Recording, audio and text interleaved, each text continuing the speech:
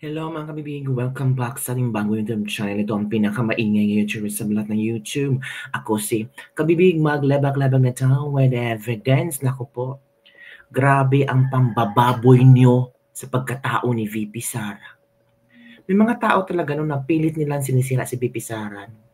Pilit dinudungisan ang pagkatao ng isang matinong tao, isang responsableng vice presidente ng Pilipinas. May mga videong kumakalat ngayon na sobrang kapal ng babaeng ito. Ewan ko kung sundalo ba ito o nagpaka-sundalo-sundalo lang or paimot-imot lang, paepal-epal lang para pag-usapan. Ako, yari ka ngayon. Baka hahanapin ka na at sasampahan ka ng kaso kasi kung ano-ano mga sinasabi mo. Hindi mo ba alam, Kabibig? Binaboy niya ang pagkatao ni VP Sara. Hindi lang ang pagkatao ni VP Sara, ang pamilya ni VP Sara, kundi pati ang pamilya ng asawa ni VP Sara. Hindi mo ba alam? Lawyer si VP Sara at lawyer ang asawa ni VP Sara. Hindi ka ba natatakot? Nasampahan ka ng kaso? At hindi ka pa naaawa sa mga anak ni VP Sara na dinamay mo sa iyong pagkatanga? Sa paggawa ng video para pag-usapan, para mag-trending. Ano gusto mo? Di ba, Kabibig, mahirap, no?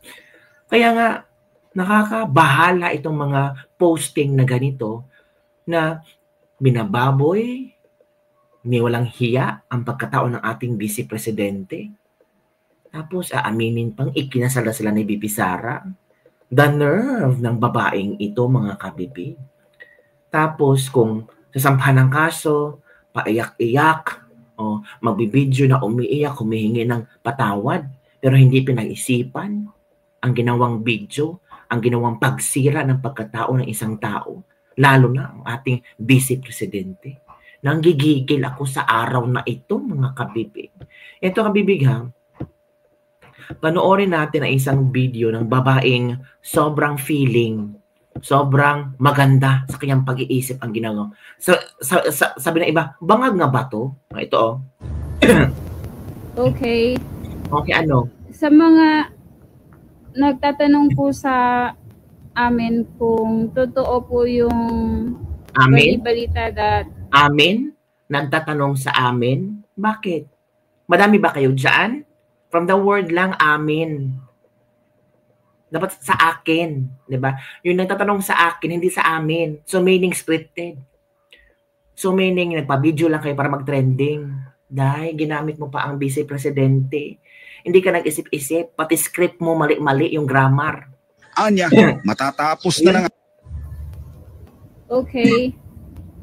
Sa mga nagtatanong po sa amin kung totoo po yung balita that parang may tinitingnan siyang tao, no?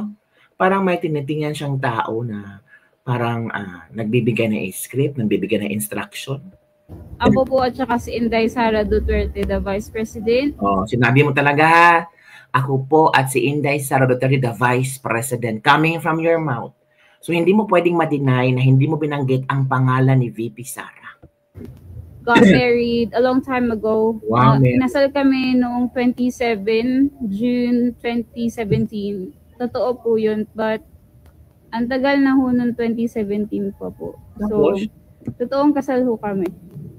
And, yun po. Wow, confident si ate, oh. Ito ba, sabi na iba, sundalo ba yan si ate? May mga earring, may ano sa ilong, oh. Mga, ang tawag dito, mga anong, ako, matagi. Sino ba matagi? Di ba kung basahin mo ito, matagi. Nako, baka hindi ito totoong yung uniform at talagang ginawang content lang to para sirain si VP Sara. Nakakahiya naman. Uniform ng kasundaluhan ginamit para pahiyain ang Vice Presidente. Wake up, oy. Armed Forces of the Philippines. Ginamit ang inyong uniforme para babuyin ang pagkatao ng ating Vice President. I don't know kung sundalo ba itong babang ito or baka NPA ito. Diba, mga Kabibig? Something you should know on a Thursday. Something you should know on a Thursday.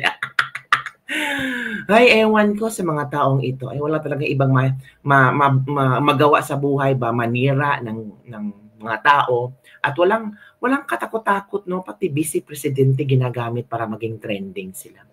Speaking of that, Inday Sara reacts on the OpenAI report banning the firm of Jaeger Tanko from using the platform as it was found that it engaged in relentless use of propaganda attacking her. So meron palang OpenAI na kung saan ito ay pagmamayari ng isang mayaman na tao na ang pangalan si Jaeger Tanko. Itong OpenAI, ito yung gumagawa ng mga statements, ng mga fake news, propaganda para atakihin ang vice presidente. Sila yung nagpauso ng Fiona. She also questioned the TRICOM for attacking legitimate Facebook account owners but took no action on Tanko's AI platform base. So baka hindi natin alam yung babaeng nagpa-video-video na baka miyembro din yun ng mga trolls. Miyembro din ng mga bayarang tao para atakihin si VP Sara Duterte. So ito yung kabibig Ito yung pag-respond ni VP Sara tungkol sa mga attackers na until now ay uma-attack pa rin at failure pa rin sa pag-atake kay Vice Presidente VP Sara. Question here from the Billionaire News Channel. Comment lang po dun. They are asking your comment regarding dun sa report ng OpenAI, the mother company of ChatGPT, that the PR firm of the son of Yossi Tanco, a billionaire, is behind the anti-Sara Duterte post online using ChatGPT platform. Your comment, ma'am. Oo. Actually, hindi lang yung Tanco, no, ang kumpanya na nagpapatakbo ng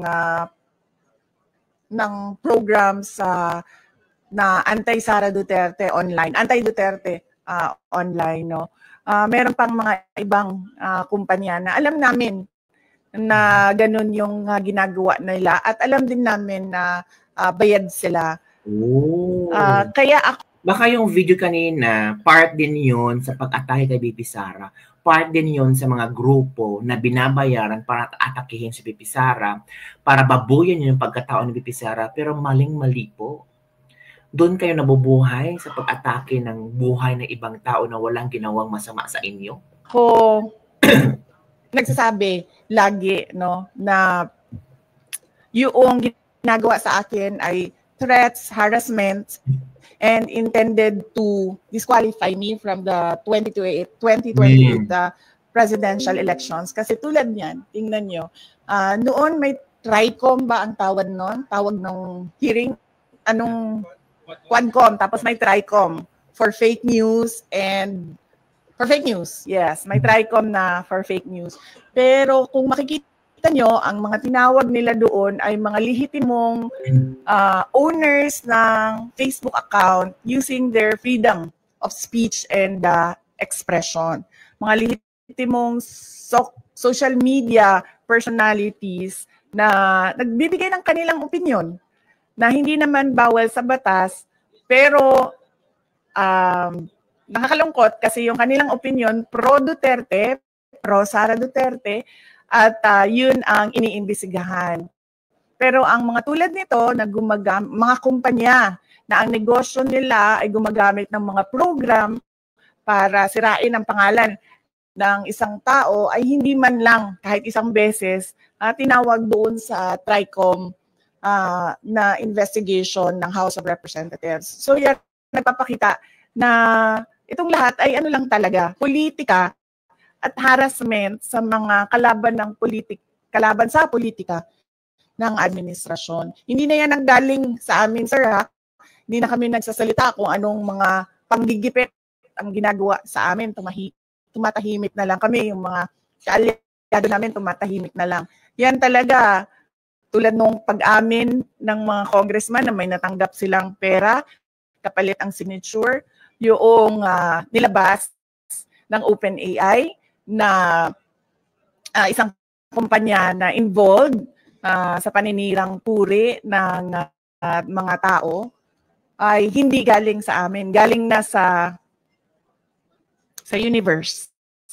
So, para lang ipakita sa mga tao na kung anong ginagawa ng administrasyon, puro politika, walang trabaho. At Ngayon, gusto pang i-blame, no, sa akin ang bagsak na ekonomiya ng Pilipinas. Correct, mga kabibig. Diba? Oh, see?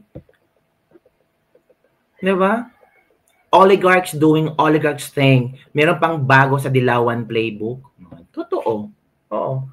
Diba? Yun ang talagang ginagawa. Takot na takot kasi walang maipagmalaking projects.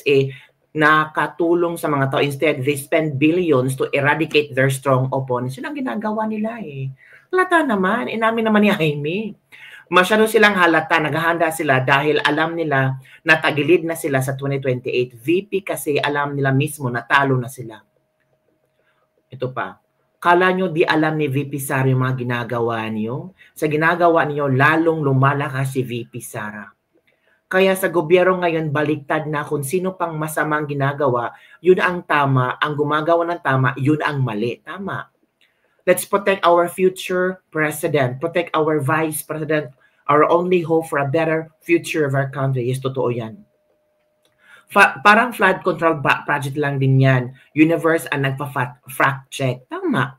Ang universe na ang naglantad sa kanilang mga ginagawang kabalastugan, kahayupan, kababuyan para lang sirain si VP Sara. Diba kabibig?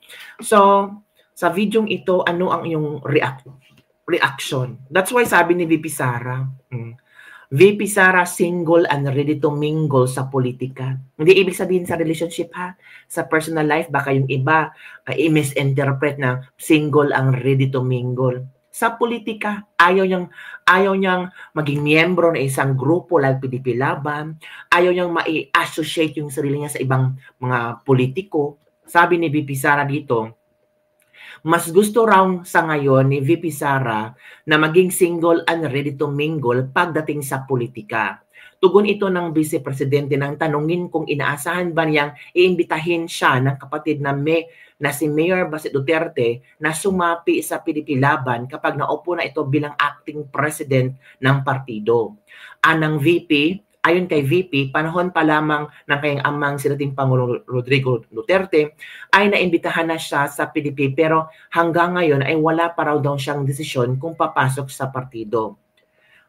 Sabi niya, last year July, nung nag-resign ako sa DepEd, inimbita na ako ni dating Pangulong Duterte at sinabi ko sa kanya na pang-iisipan ko pero hanggang ngayon wala pa akong desisyon. Mainly because nakita nyo naman yung nangyari sa akin. Parang ayaw ko nang kausap yung mga politiko. Lalong-lalo na kapag magkakasama kami sa isang grupo. I have nothing against everyone. In general lang sa akin, mas gusto ko yung ganito ako. Yung sinasabi ko lagi na I'm single and ready to mingle in terms of politics. Kaya kung nakatali ka sa loob ng isang grupo, mahirap yun. Diba kabibig? So yun ang explanation ni VP Sara. Hindi yung kinasal siya or merong nagpakasal sa kanya. Kabobohan yun, kademonyohan yun, kababuyan yun kabibig. So agad-agad maniniwala ha. Baka yung iba dyan maniniwala agad tapos sabihin na, naku, ang bastos ng ating Vice Presidente. Naku, immoral ang ating Vice Presidente. Huwag kayong ganyan. Kasi marami na ngayong AI-generated na mga video. I don't know kung AI-generated ba yon or hindi. Pero nakakabwisit lang talaga early in this morning. Ito yung mababasa mong fed sa social media na binabasa VP Sara sa kanyang pagkatao kung sino siya. The heck? Yun ang iniisip nyo. Dapat sana iniisip ng kagutuman, yung pagtaas ng presyo ng bigas, yung 20 pesos na bigas na hindi pa rin natutupad, yung gera sa Iran at Iraq, kung ano ang pwedeng mangyari sa atin. Baka sabi na iba, ay, gera na lang Iran-Iraq, wala kaming pakialam dyan. Oh, grabe ang utak, no? Close-minded. Kaya puro na kayo bashing ang ginagawa sa social media ngayon. Diba? So manalangin tayo na sana maging maayos na ang Iran at Iraq, may solusyon na ang Iran at Iraq na hindi sila mag-away. Kasi mahihirapan tayo niyan, maapektuhan ekonomiya first in place. Baka maraming mga OFW yung uuwi sa Pilipinas kasi apektado sila. Diba? Tapos ang gobyerno natin puro awayan, puro Duterte, puro sirain ang Duterte. For 3 years nakaupo si BBM, Duterte lang talaga ang palaging topic. Palaging ina-associate ang pangalang Duterte pag may mga interview si BBM at ibang mga politiko. Ganun na ba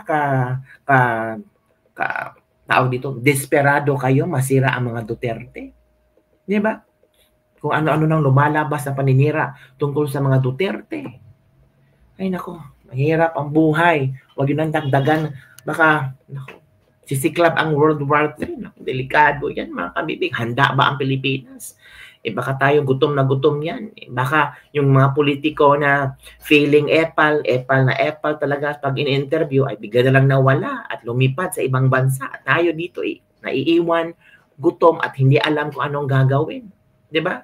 Yun ang kabibig ang ating Lenis Libak-Libak for today. Don't forget to like, subscribe, and share this video para sa mga latest trending news na ating pag-usap-usapan. Grabe, Nung umpisal kayo, magsimba kayo, Bye everyone, see you next time.